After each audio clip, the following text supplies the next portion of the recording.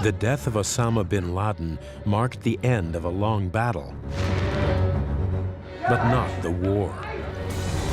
In North Africa, a new brand of al-Qaeda is growing bolder and more empowered every day. New people with new grievances and new tactics, but the same commitment to international jihad. This is the story of a group of foreign workers who came face to face with a terrifying new branch of al-Qaeda. There was no more hope. We were all going to die. As unsuspecting targets in an audacious and brutal attack on an energy facility deep in the Sahara Desert. They need war, they got it. We deliver to them.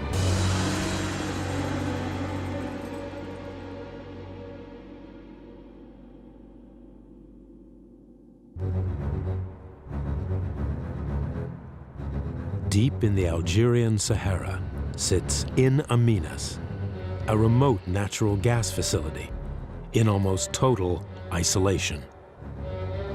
In Amenas is completely isolated.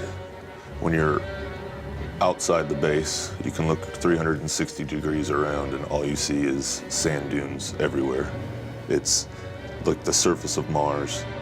Among the 800 workers, 130 are foreign nationals from the USA, Norway, Japan, France, and Britain. Nearly all men. They work 4 weeks on and 4 weeks off. The only way I can describe it is if anyone's ever seen an open prison, that's what the camps are like. It's a fenced-off area with a load of porta cabins and brick-built accommodation blocks. In Amenas produces billions of dollars in natural gas each year for the Algerian government and its European partners. But to militants in North Africa, it's not an economic asset, but a symbol of Western imperialism. The world needs to pay very close attention to North Africa and the Sahel region. Very close attention. It's not, these issues are not going away tomorrow. The plant is only 60 miles from Libya, a state in chaos. To the south, Mali, home to a violent and uncompromising al-Qaeda uprising. The explosion of militant violence in the region has increased the need for protection outside the gas plant. Anytime an expat leaves the base, he needs to have a military escort.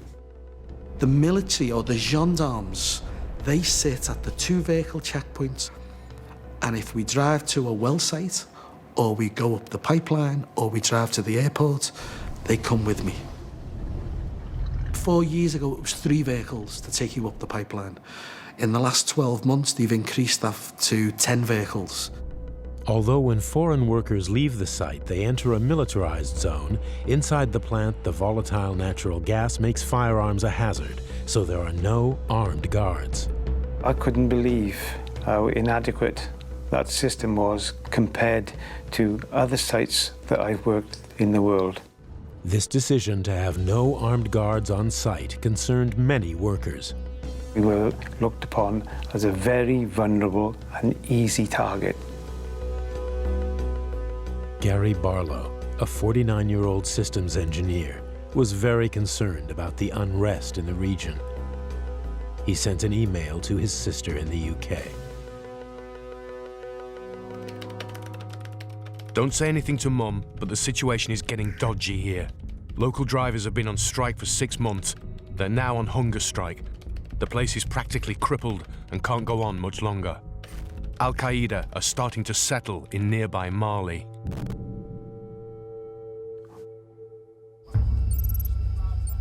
Early morning, January 16th, Nick Frazier, an engineer from Alaska, boards a bus carrying foreign workers to the local airport.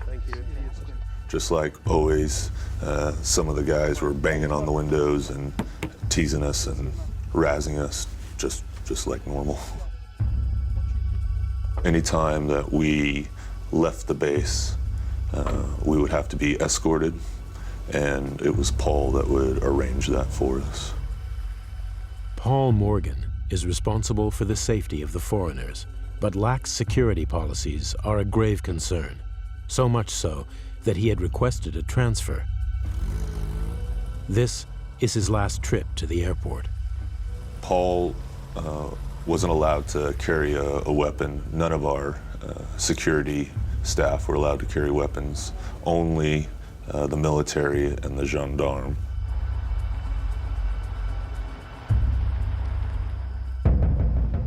The bus pulls out of the plant. Racing toward them at high speed is a convoy of SUVs carrying around 30 al-Qaeda-linked jihadists thought to have slipped across the Libyan border. They are heavily armed. The Algerian government has a fierce reputation for dealing with jihadists and has one of the most efficient and ruthless intelligence services in Africa. But somehow, this group of SUVs, whose headlights would be visible for miles in the desert night, has entered the militarized zone that surrounds In Amenas without being intercepted.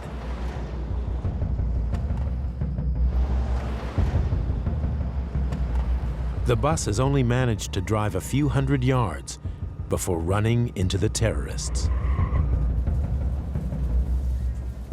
We're slowing down to stop, and I saw red streaks pass the left side of the bus. And I thought to myself, what is that? And it occurred to me that it was bullets.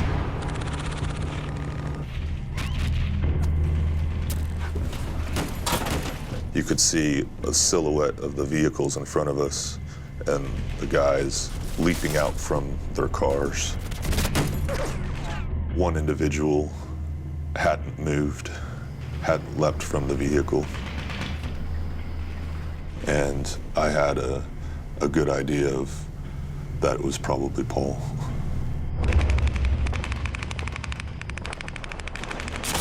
Nick takes cover as the battle intensifies between the gendarmes and the terrorists. I was leaning up against the side of the bus, and occasionally a bullet would hit it. And it's literally an inch away from my body or my head. It was like the way rain starts. A few drops hit, and then more, and then more. And it was to the point where it was just pow, pow, pow, pow, pow, pow, pow, pow, pow, pow, pow, pow, pow, pow, pow, pow, pow. The militants split up, and some continue on to the plant.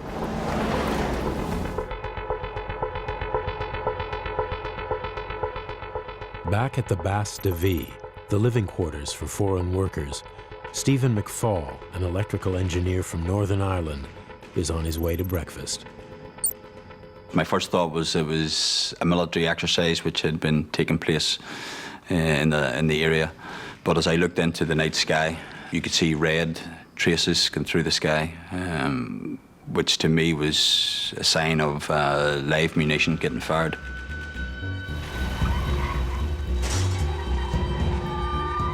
The terrorists crashed through the security gates of the Bas de Vie. And then from out of nowhere appeared two terrorists.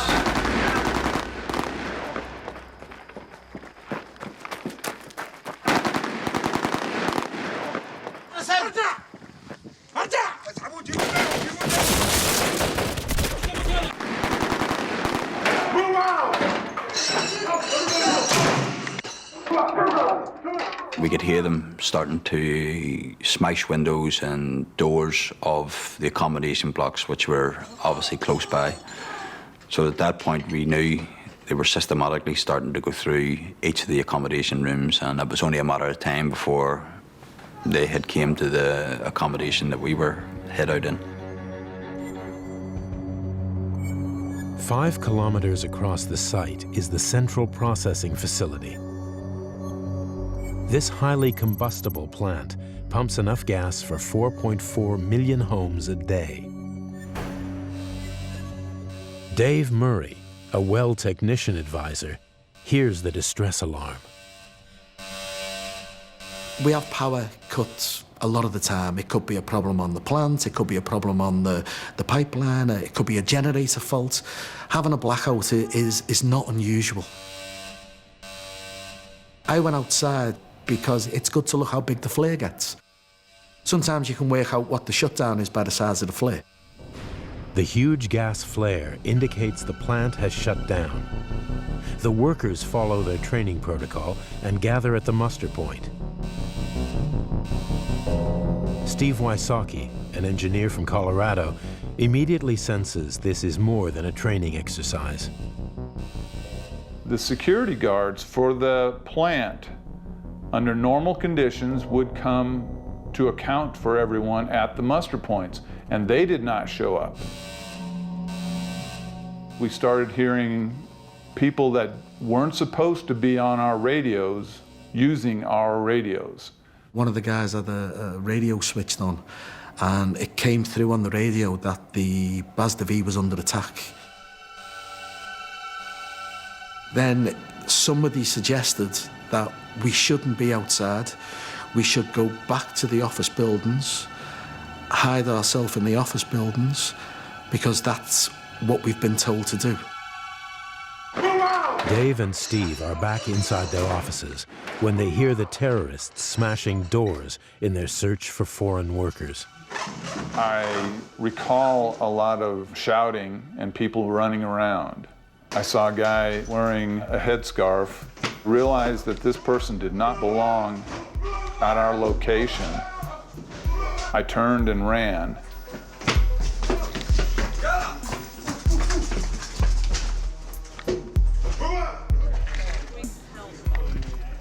After I reached my hiding place,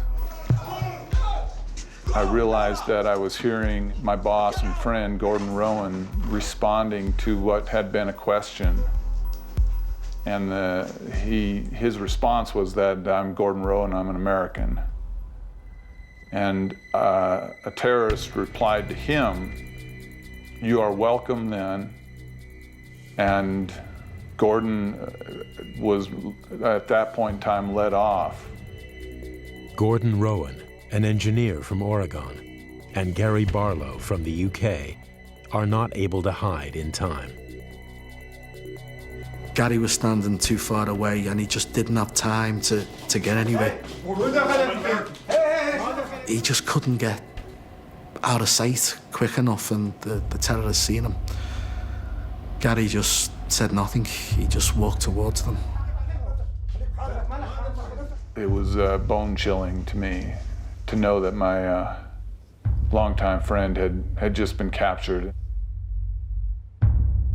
I'd never been in another situation ever coming close to the stress and the adrenaline level or the terror, the sheer fear that this brought out in me.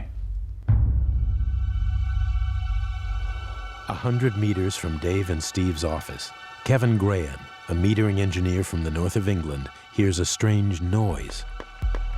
All I heard was the pop, pop, pop, pop, pop. I went back into the office, straight to see two of my colleagues who were in there, and I says, "Look, I think we're under attack here, guys." Kevin Graham sees three of his Norwegian colleagues outside his office. I noticed three of my friends lying down on the floor with five guys standing above them, holding guns to their head. I actually seen one of them motion to one of the guys to move, and he was pointing like his gun towards the processing facility.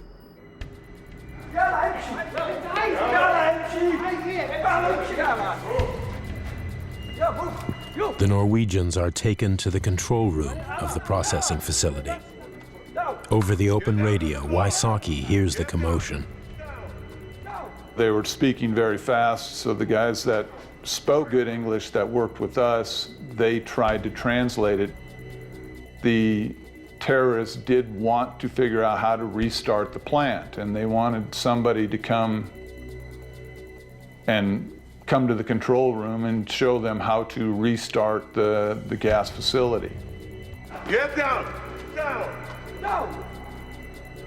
If they do this, and it's ignited, it would cause a vast explosion.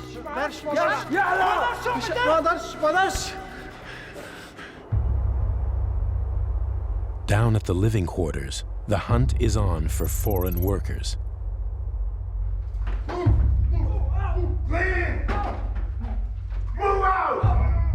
Stephen McFall and his colleagues have been hiding in the shower block for nearly an hour.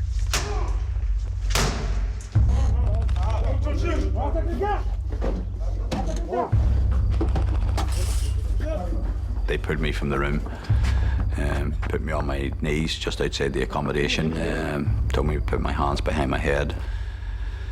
At that point I thought, okay, I'm going to get executed here. With the terrorists searching room by room, Welsh engineer Mick Doherty and two friends clamber into the canteen ceiling. There's a suspended ceiling, you only had to touch it, and one of the tiles could fall down. So we had to be very, very, very careful where we put our feet, where we put our hands, because it's only there for decoration, not to take weight. You could hear them down in the kitchen, making a noise, smashing things up. You just froze. Once you get caught by these people, your chances of survival are slim.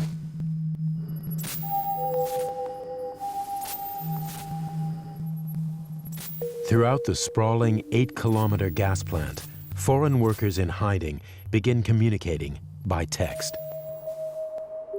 Because the text messages were starting to come in from our colleagues, then we started building up a picture of everything which was going off out and around us. We had text Kevin to find out what was happening.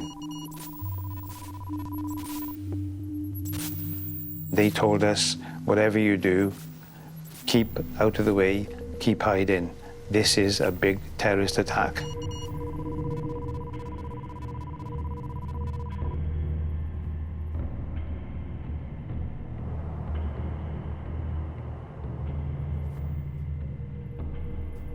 Stephen Wysocki hears about the attack on the bus 6 kilometers away and calls his boss, Nick Frazier. One of the men from my department called me on the bus, and because we had decided to be extremely quiet, I answered it real quick, and he said, "Are you okay?" And I said, "Yes." And he said, "Can you talk?" His words were, "We're trapped on the bus," and I asked him if he can talk, and he said, "We can't talk now." He said, "Okay, good luck."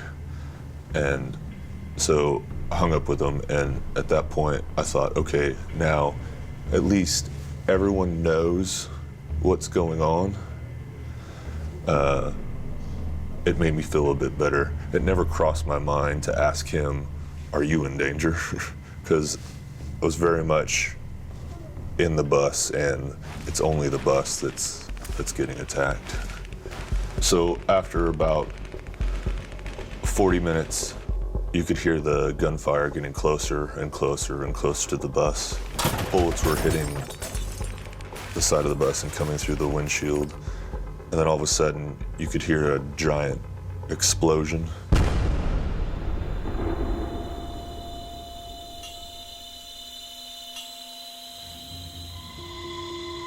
The mood in the bus changed quite a bit.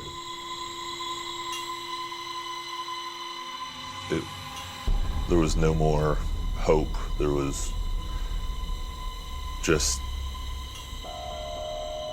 the inevitability that we were all going to die. And then, just like someone flipped a switch,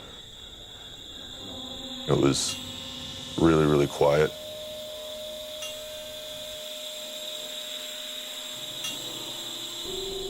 It all stopped.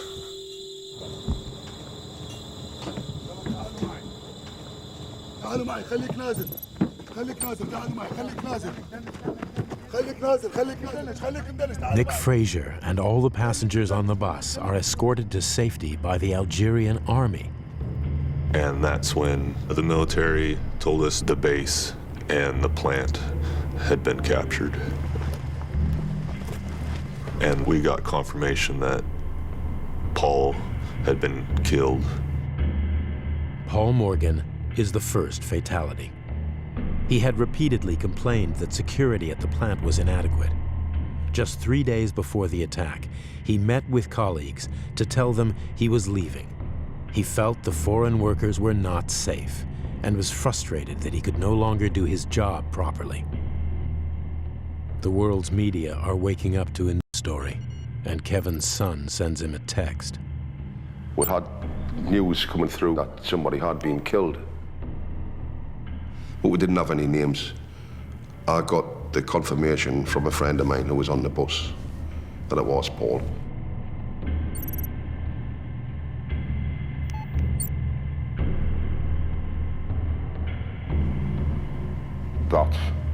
That really brought it home how serious it was. Nothing more than I can say. Just got it confirmed that Paul Morgan was a fatality. Then you know it's for real. That changed the situation. You know, you knew that they were there to kill you then.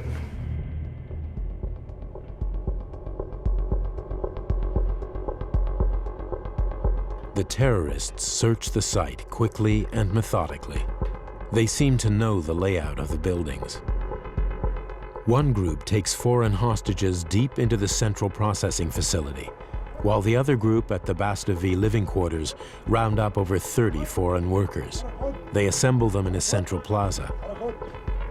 The militants are not interested in holding the Algerian workers, but although free to go, many stay to protest and help their foreign colleagues. The terrorists are organized and purposefully expose the hostages to a terrifying experience, in full view of anyone watching from above. They started to roll out some explosive detonating wire. They looked at round each of the hostages' necks. At the end of this explosive wire, they had a block of explosive, and at the other end, they had a hand detonation device to which one of the terrorists was holding onto. He indicated the wire was disturbed in any way, then the explosive would,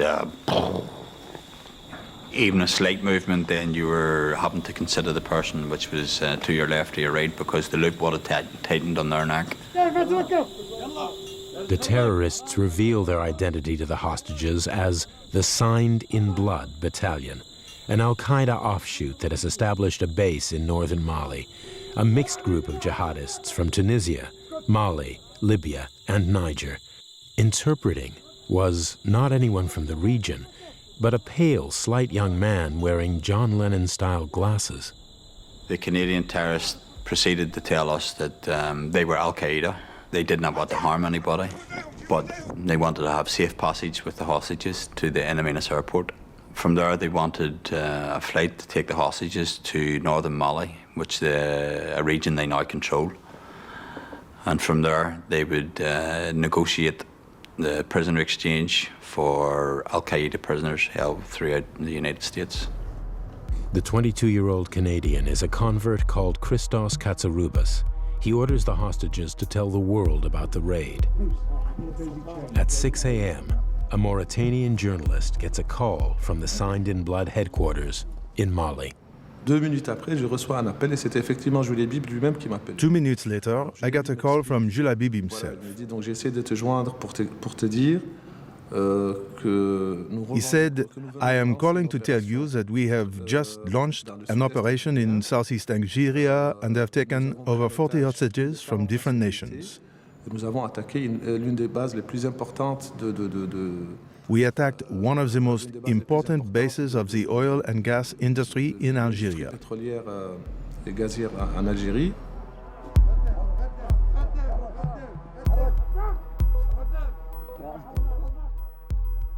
The leadership of the Signed in Blood Battalion signals to the world who they're dealing with. Mokhtar Belmokhtar, the mastermind behind the attack. Belmokhtar is crafty, intelligent, and fearless. Belmokhtar is notorious for multi-million-dollar hostages for ransom operations. He's as much a criminal as a terrorist, which is sort of interesting. Sometimes terrorists won't engage in criminal activities, but sometimes they will. And in his case, certainly they've got a large war chest because they've been kidnapping foreigners, Westerners in that area for years. He sees himself as the main jihadist for the Sahara branch, but also the go-to guy in terms of efforts to liberate parts of the Sahara from Westerners like the French or potentially like the Americans. The Algerian army mobilizes within 2 hours of the attack under the command of General Tartag, known in Algeria as the Eradicator. So their response was trying to bring all their assets to bear in order to end this very quickly, because their focus is protecting their assets and no negotiations with terrorism. Belmokhtar's men send out messages that the central processing facility is wired with explosives.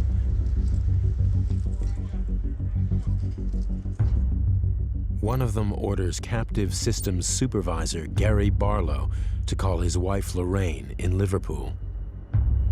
He said, you need to listen to what I've got to say. It's very important. He said, I've been taken hostage by al-Qaeda Mujahideen, and they have strapped explosives to me. He said, you need to contact the British government to tell them that if they storm the plant, they're going to blow it up. International governments make offers of support to Algeria to coordinate a response. Still a sovereign country, so you have to work with that sovereign nation to be allowed to go in, and at every level trying to get the Algerians to allow our surgical teams to go in there and get involved on the ground. The Algerians' willingness to work with the international community doesn't ring true with former jihadist Noman Ben Othman. Just end the situation. That's the orders they give from Algeria, the capital, end the situation, terminate everybody. That's it. We're not going to accept that. We don't negotiate. There's no media interviews. There is no communications whatsoever. Just go there militarily. They need war. They got it. We deliver to them. Abdul al-Najiri, a seasoned jihadist from Niger, calls an Algerian army officer and tells him to come to the front gate to start negotiations face to face. This is the recording of the actual conversation. كابتن نبي الأسرى اللي عندكم أصحابنا اللي مقبوضين عندكم من 15 سنة نبوا 100 واحد مش هالعدد 100 واحد 100 وصل أرانا مستعدين باش نموت يا خاوتنا يا ما كان والو دوك نوصلوا المطار بتاعكم القيادة. This request for prisoner release is likely to be denied. The military fought a long and bloody war with Islamic militants in the 1990s, which left over 150,000 dead. They're old enemies. Nightfall in the desert brings freezing cold conditions and fading hopes of rescue. Dave Murray wraps himself in a prayer mat while the men in the canteen roof huddle to keep warm.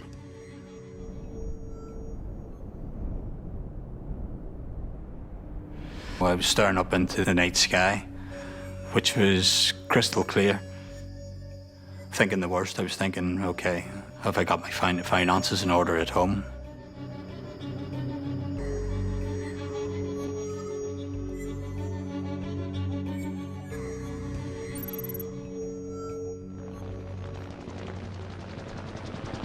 Next morning, the Algerian army moves into position.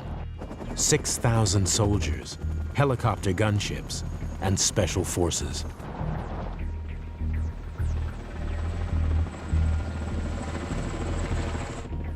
I was awoken with helicopters. There were helicopters overhead, and there was a massive, massive gunfight. The army began a sustained bombardment, concentrating its shelling power on the living quarters where Stephen McFall and the other hostages have spent a cold night. The incoming tank rounds are striking buildings adjacent to where we were held captive. One in particular hit the canteen building.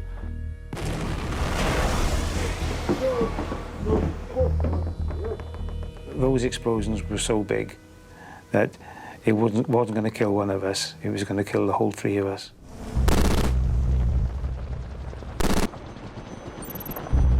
Then out of nowhere is the helicopter, a gunship, appeared and fired 2 rockets into the camp. At that point, I didn't know how to be more afraid of the guy beside me who's holding the detonator for the explosive, or to be more afraid of these military personnel coming in the helicopters, because none of them had any intentions of seeing me home safe.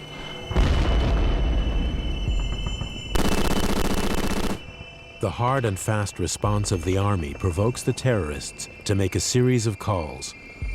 Stephen McFall is made to speak to TV channel Al Jazeera to show the world that the Algerian army has no regard for the foreign hostages.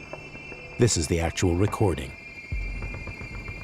Look, if you listen in the background, you'll hear the military firing on us now. We're all wired up to explosives, and the message does not seem to be getting through to the military here at the front line. The terrorists now realize the hostages offer little leverage. I think it was a surprise, shock for everybody. So that's why they started just to come up with like emergency plans, you know, and using mobile phones, you know, from anyone just managed to get to the any TV channel, you know, satellite channel, and giving them demand. They ask for the release of prisoners in Saudi Arabia, which is a joke. The relentless military assault on the plaza forces the terrorists to take drastic action. They started whipping themselves up into a frenzy for what was going to be a daring move by them to try and move us from one location to another. The terrorists know that the central processing facility is not under fire, but to get there they have to risk a 5-kilometer journey along an exposed desert road. I noticed some military vehicles, and I made a comment to the Canadian terrorists that there was military there. They were not going to let us pass freely down this road. And he says, well, we're going to fabricate explosives and transport them in each of the vehicles, and if the military tried to stop them from getting to the facility, they're going to detonate the explosives in the vehicles and take the vehicles out.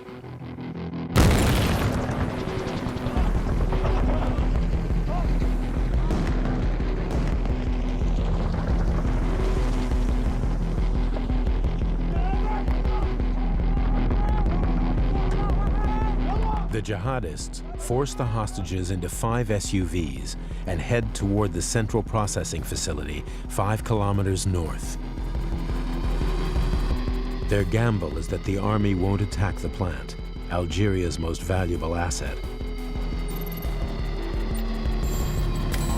At least one helicopter gunship is in pursuit of the convoy.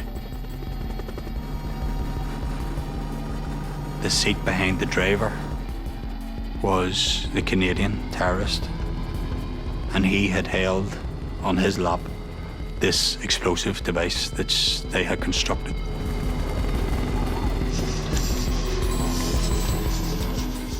This could be the end. Ultimately, this could be where it's finished for us. Kevin Graham is still hiding at the central processing facility and hears the helicopters. So we're looking out from our offices, and there was the gunships coming down in big, big circles. And then we're looking up the road, and we're seeing vehicles coming down the road to walk from the Basta V towards the gas plant.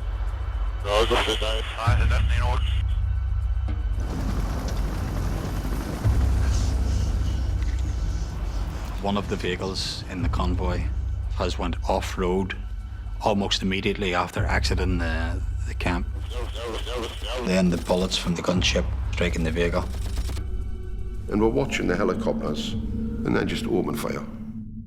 Oh, what I can say is they were just shooting at anything.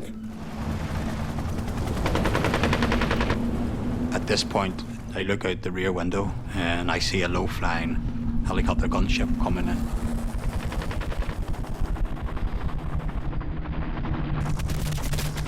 I noticed the bullets striking the ground and leading right up to our vehicle and then striking our vehicle.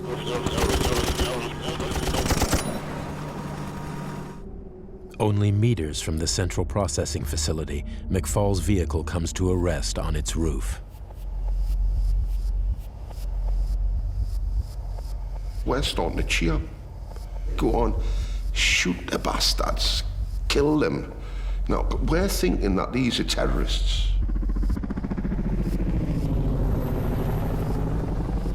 This Canadian terrorist tries to detonate the explosive device which he has carried into the vehicle with him. We can hear the hissing noise from the detonator trying to go off. All the time I was thinking, I need to get as much distance between me and this vehicle because that is going to explode at any minute. So I started to move it back in the direction that we had travelled towards the base of V. The Canadian terrorist does not detonate his bomb and heads toward the central processing facility. I was only away from the vehicle 50 yards. And I noticed a helicopter coming back round and I was waving with my hands in the air. Hey! Hey! And I have a paranoid thought then to don't be waving at them because they have potentially messed up here and it would probably be easier for them if none of us survived this.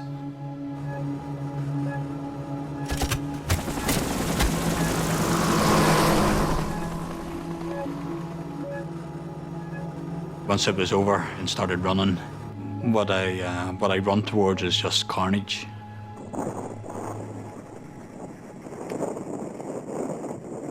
Just blood, human tissue, stuck to the metal of this exploded vehicle. But it's the body parts and body parts are just strewn all over the ground. 27 hostages are killed during the attack on the convoy. 7 survive. One of those survivors, Angelito Manoa, a 41-year-old engineer from the Philippines, is found seriously injured by McFall in one of the 5 vehicles. We set Angelito upright behind the wreckage to give him some cover. And then from there we made the decision to run and try and get some assistance. McFall and 4 of the survivors walk back toward the Bastille, now controlled by the army.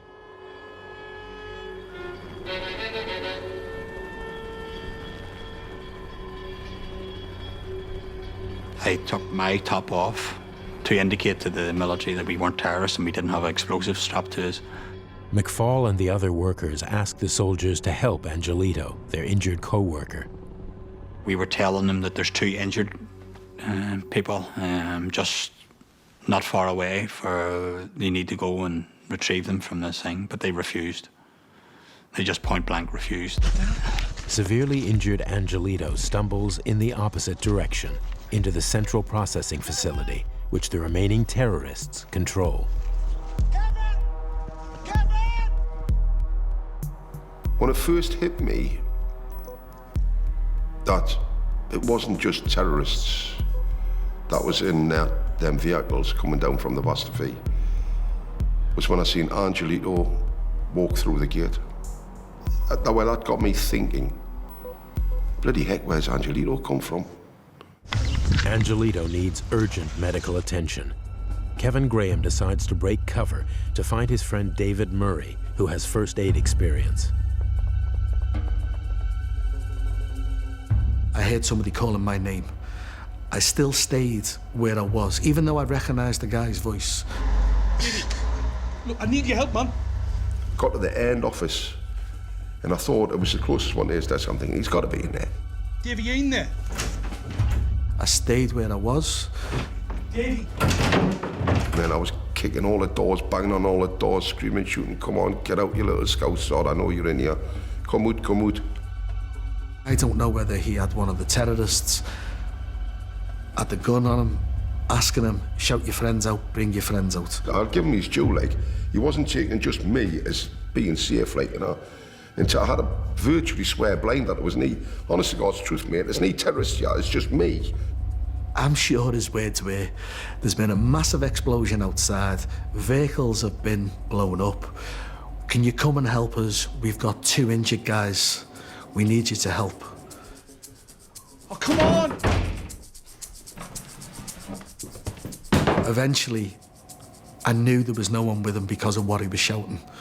Because he wouldn't shout the way he was shouting if he had someone with him.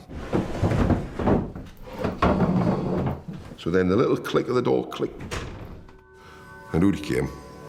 Oh, man. Had a little smile on his face. Aye. But his beanie cap on. Yeah, just got to see him. Happy. Yeah, happy. I then went back up to our office, grabbed the first aid kit. I came back down to where their office was. Got him in the office, and, you know, I was saying, right, mate, you're safe now. It's okay. I mean, this guy was covered in blood, his hearing was shot, you could smell the explosives on his clothing. He had a massive chunk of the back of his head was flapping loose. He had a gash across his eye. But I administered first aid as best we could with what we had there. I tried to clean him up with water the best we could. I mean, the first aid kits didn't have much in, but we tried to clean him up. There was an Algerian guy who was hiding in the other office, and all through this, he was taking photographs. Jesus. And he said he's keeping the photographs as a record for later. This photograph was taken by an Algerian worker to show the world the horror the hostages endured. Yeah, great. The terrorists have spotted the foreign workers helping Angelito. They're coming, Davey. Davey, they're coming. Everybody ran for cover. Get in the office, get in the office. Everybody just piled back into the office. Filing cabinet up against the door. And then you hear the double doors come open. The 2 guys we tried to help, they were in the main office. We heard them say to Angel in English, "Who helped you? It was the 3rd man. Who was the 3rd man? Who do your dressings?" He was kicking them, who helped you? Who helped you? And this questioning seemed to go on forever. They dragged them off the floor and they took them away.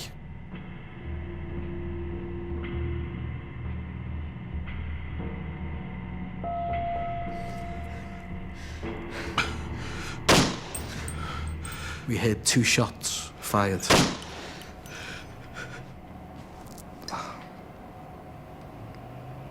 My guilt now is that we didn't try to drag them into the office with us. But if we'd have tried to drag them into the office, then none of us would be here. And that's the bit I can't.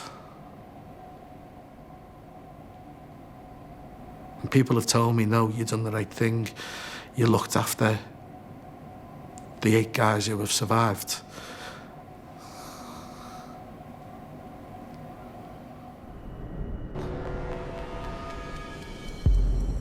It's been several hours since Lorraine last heard from her husband, Gary. Gary was a hostage in the last known location of where these terrorists were.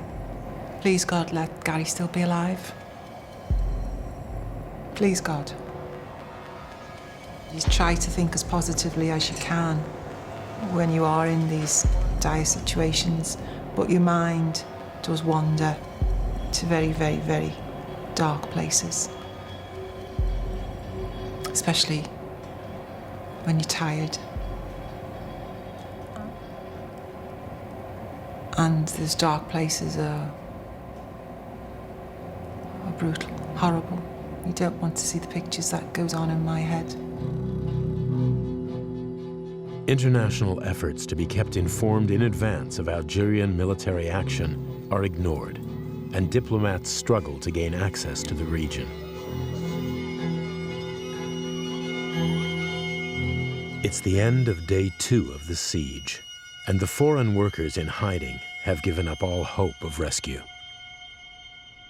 If no one's going to come and get us, then that following morning, they know where we are, they're going to come back for us.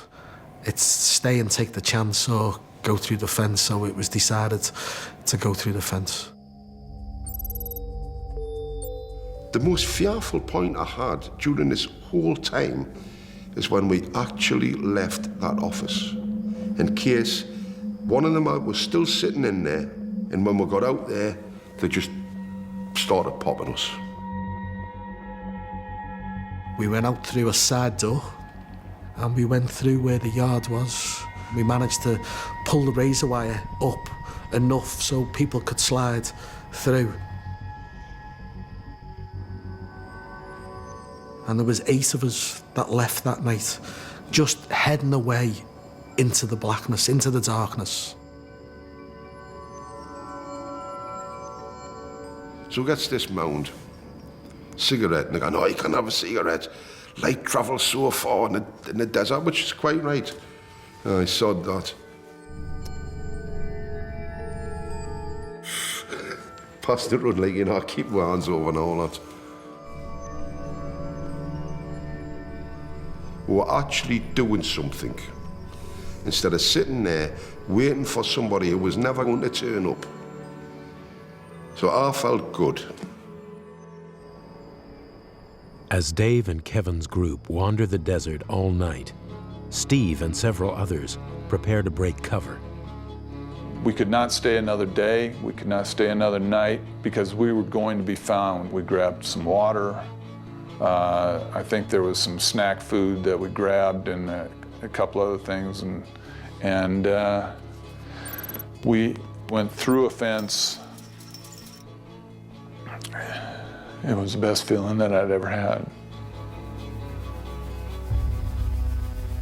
Kevin and Dave wander the desert all night and for most of the next day. We walked through that desert from 2 o'clock in the morning to maybe 4:30, 5 o'clock in the afternoon, and nobody, not one military vehicle came anywhere near us. There was one of these spy planes circling in the sky, so they must have knew we were down there. We were just left to walk through the desert. Nobody was coming for us. Nobody was. We were left, totally abandoned. On day 3, Steve Wysocki and his group are picked up almost immediately after their escape. I want to say we ran probably about half kilometer, maybe a little bit more than that, before someone out in front of us in the dunes yelled for us to stop. Drop our backpack, take our coats off, basically strip down to our underwear so that we could prove we weren't carrying any bombs. And then we put all our clothes back on, and a young man, probably a sergeant, came out and gathered us up and walked us behind their lines. And then we were safe. Back in the living quarters, the Algerian army search for survivors. and the men hiding in the canteen roof are finally safe after 38 hours of terror. So we climbed down from the roof. I looked up at the building and I saw the massive holes in the side of the building where the rockets or mortars had gone through. And I was just thinking, how do we survive that? Stephen McFall is transported to safety. His first call is to his wife and family in Northern Ireland. She asked, is that you, Stevie? And I says, yes. And then it was one of emotion, of some tears shed from me. In Belfast, the family of Stephen McFall was able to celebrate. We saw all that on the telly coming through, that there'd been this miraculous escape and Steve's family were on the telly. I just feel so sorry for everybody else that's still out there. We just wanted it so much to be everyone. The hostages held in the Bastille are now free, but the central processing facility is still in the hands of the terrorists. The Algerian forces advance for a final assault on the central processing facility. They're going to do it their way. In their mindset, they've been dealing with terrorism for a very long time and don't need Western or outside involvement.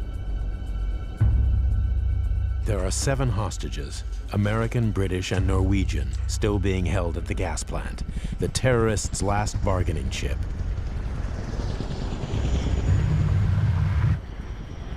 One of the terrorists, a Libyan, makes a final call. I got the idea they were panicking because they saw the Algerian army was not willing to negotiate with them.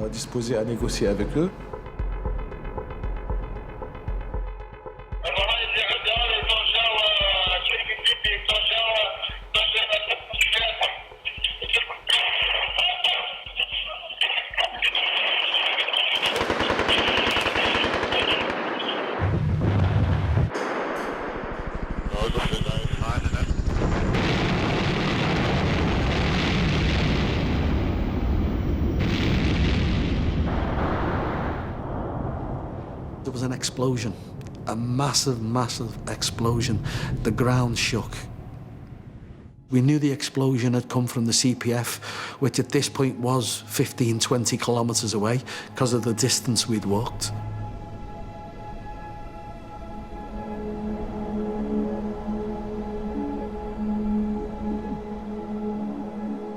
Algerian Prime Minister Salal said, "The whole world has understood that the reaction was courageous. Algerians are not people who sell themselves out." I think the Algerians feel that it was a very successful operation in the sense that they were able to save the gas plants. For them, you know, saving the day, they came in, they took out all the terrorists. They killed 29 out of the 32. So, and then the rest are in for interrogation.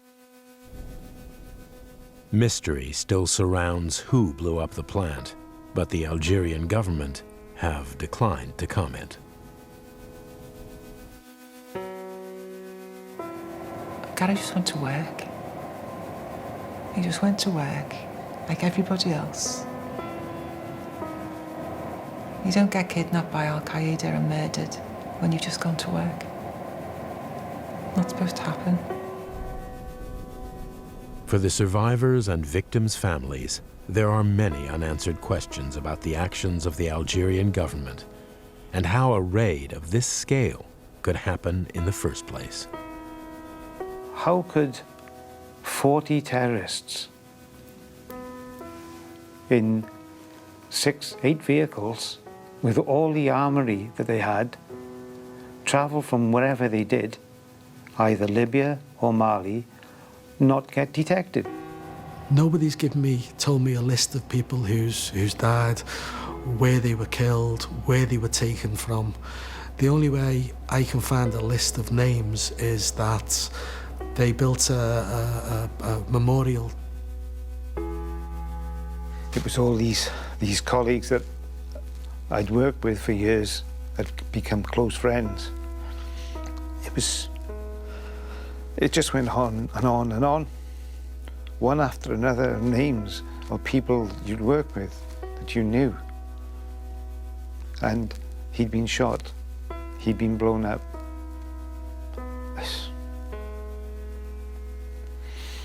And I kept asking myself, why? What was this all about?